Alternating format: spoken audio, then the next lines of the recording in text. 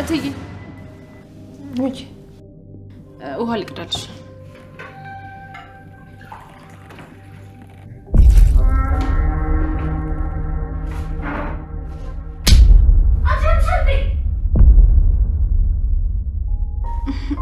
በጣም ይቅርታ ሳላውቅ ነው።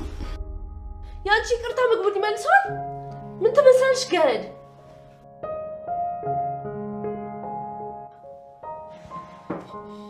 ማም እጅሽ ላይ ያለው አልተበላሸም አይደል? ለምን ስላጎርሽው? እሺ እሺ። እትዬ ነይ። እኔ ጉርሻ በጣም ነው የምወደው። ለኔ አጉርሽኝ። ምን ቆንጆ። እሺ ነይ።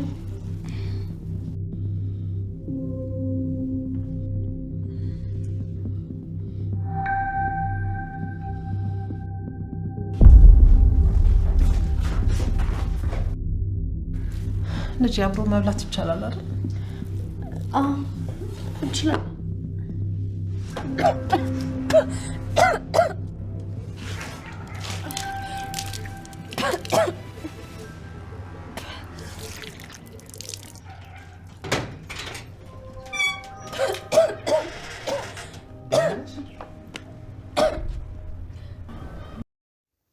ሰላም ጤና ይስጥልኝ ወደ ቻናሌ ቤተሰቦች እንዴት ናችሁልኝ? እንዲሁም የአደራ ድራማ ተከታታዮች አደራ ድራማ ክፍል 2 ደርሷል። እንግዲህ ኑኑ አያት ኑኑዬ የምንወዳት እንግዳ ላይ የምትሰራው ማለት ነው። እሷ የምትተውንበት ድራማ ነው። በጣም ቆንጆና አስተማሪ ድራማ ነው። ድራማው ደግሞ ማለት ነው ገና ጅማሬው በጣም ነው የሚያምረው። እንግዲህ ድራማው ካልተቋረጠ ማለት ነው። ምዕራፍ ክፍል 2 ደርሷል። እንግዲህ በክፍል 2 ላይ ባለፈው በክፍል 1 ላይ እንዳያችሁት ብሌን እናቷ ከአረብ ሀገር መታ ከ10 ዓመት በኋላ ለአጎቷ ሰታት ሄዳ ስለነበረ አጎትየው ደግሞ አውጥቶ ጥሏታል። ምክንያቱም ደግሞ እናትየዋ አረብ ሀገር ስትሄድ በር ለልጅሽ እንድትልኪ እኔ ልጅሽን አሳድጋለሁ ብሏት ነበር። ግን አውቆ ነበር እንደዛ ያላት የእናትየዋን ገንዘብ ለመብላት ስለፈለገ ነው። እና ገና የ5 ዓመት የ4 ዓመት ልጅ እያለች ብሌን እንትታት እናትየዋ አረብ ሀገር ትገባለች።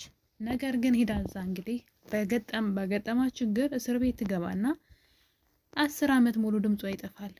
ሰውየው ግን ከሄደች እናትየዋ ከ1 ዓመት ምናምን በኋላ ብር አልክና ድምጿ ሲጠፋበት ልጅቷን አውጥቶ ጎዳና ላይ ወረወራት ማለት ነው። ብሌንን ያሰቃያት ነበር። ቤት ውስጥ ያለ አቅሟ ስራ እያሰራ መከራውን ያበላት ነበር። ስቃዩ ሲበዛባት ብሌን ወጥታ እንግዲህ መንገድ ላይ አንድ ሴት ጉልት ምሽጥ ሴት አግኝታት ወስዳ አሳደገቻት ማለት ነው። የሰላም እናት ናት። የብሌን እናት ደግሞ ሰላም ከ10 ዓመት በኋላ ከታሰረችበት ቦታ በስተት ስለነበር የታሰረችው ተለቀቀች።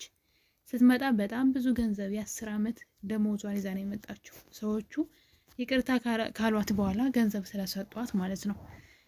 ስትመጣ ግን ልጇን እንዳስቀመጠቻት አላገኘቻትም። ልጇ የለችም። እናም ስትመጣ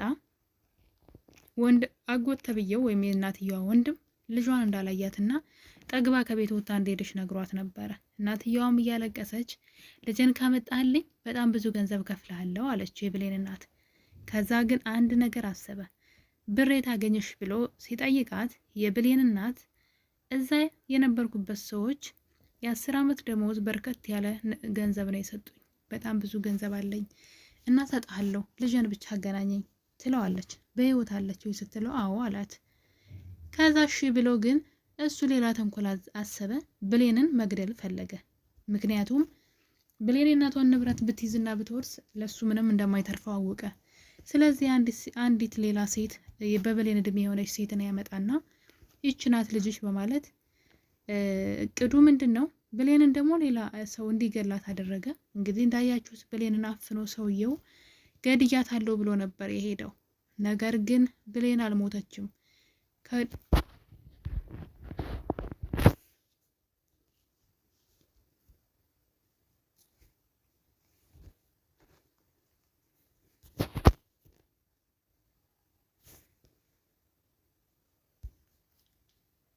ከደቂቃዎች በኋላ ግን ብሌን ነቃች። ከተኛችበት ወይም ደግሞ ታፍና ከተጣለችበት ቦታ ላይ ትነቃለች።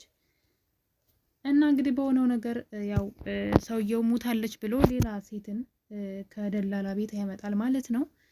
እናም ካመጣት በኋላ ግን ያቺ ልጅ ዋና ስራዋ የብሌን እናት መግደል ነው ሰላምን። ንብረቱ ደግሞ በአንቺ ስም ይሆናል።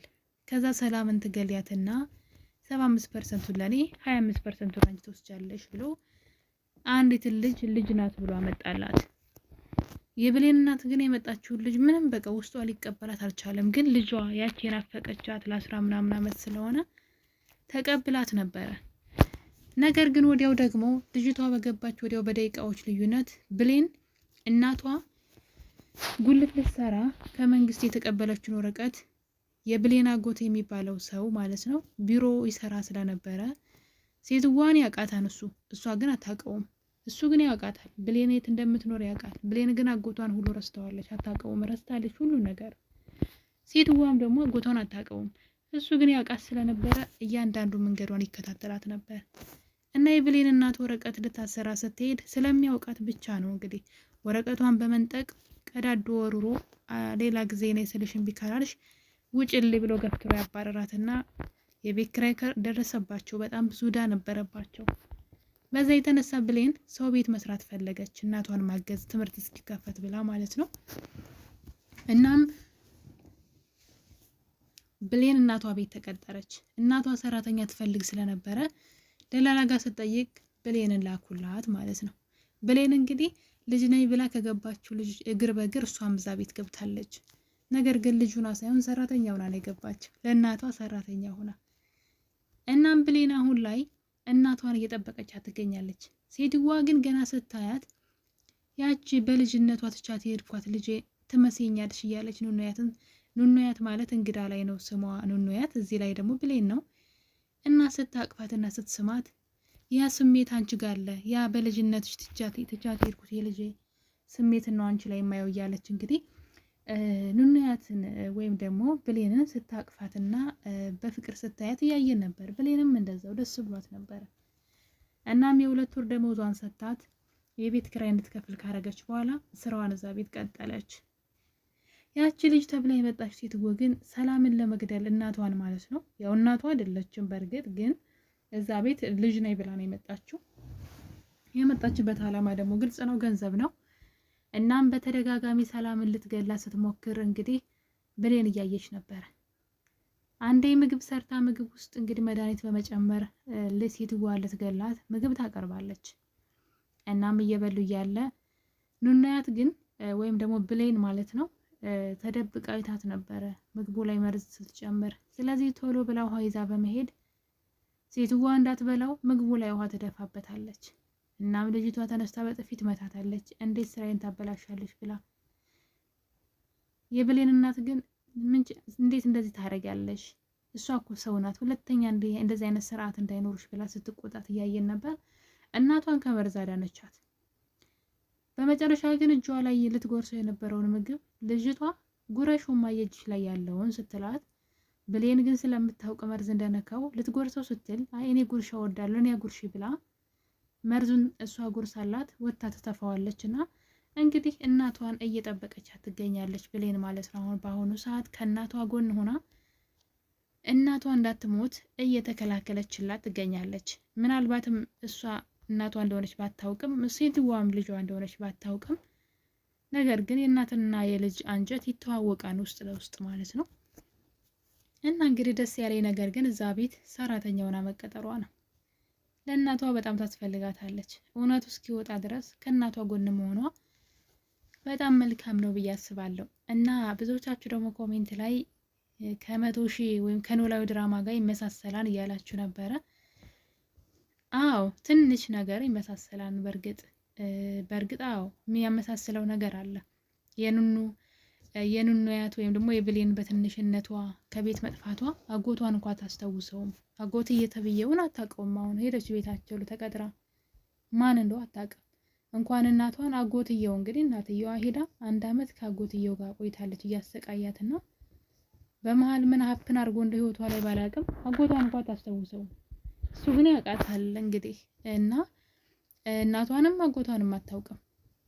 ከየት እንደመጣች ራሱ አታውቅም። ደጋግማ እናቴ በህይወት አለች ወይ ካለች ለምን እንደተወች ልጠይቃት እያለች አሳዳጊዋን ደጋግማ ስትጠይቃት እያየን ነበረ። አሁን ግን እናቷ ቤት ሰራተኛ ሆና ተቀጥራለች። እንግዲህ እናትና ልጅ አንድ ቀን እውነቱ መውጣቱ አይቀርም። እስከዛ ደግሞ እናቷን ሰዎች እንዳይገሏት ትከላከልላታለች። ምክንያቱም ዙሪያውን የከበቧት አጎት እየተብየውም ልጅ ተብላ የመጣችውም ሴትዋን ለመግደል የማይቆፍሩት ነገር የለም። ይህን ምስጢራቸውን ግን የሆነ ጎረቤታቸው ነበር፣ ተከራይ ነው። ድንገት በሩ ሊያንኳኳ ሲሄድ ልጅ ተብላ የመጣችውና አጎት ተብየው ለሰላም ይህን መርዝ ሰተሽ ቶሎ መግደል አለብሽ፣ ቶሎ ካልሞተችና ንብረቱን ካልወረሽ፣ ብሌን ማለት የእሷ ትክክለኛ ልጅ ናት፣ እዚህ ቤት ሰራተኛው ነው የመጣችው፣ ምናልባት አንድ ቀን ከታወቀ ንብረቱ ሁሉ ላንቺ አይመጣም ሲላት ተከራያቸው አዳምጧቸዋል።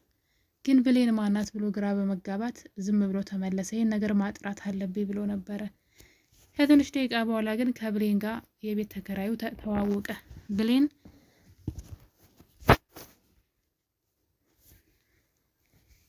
እናትየዋ ልትበላ የነበረው መርዝ እሷ ጎርሳላት ወደ ውጭ ምግቡን ለመትፋት ስትወጣ ነበረ ከቤት ተከራዩ ጋራ የተዋወቀችው።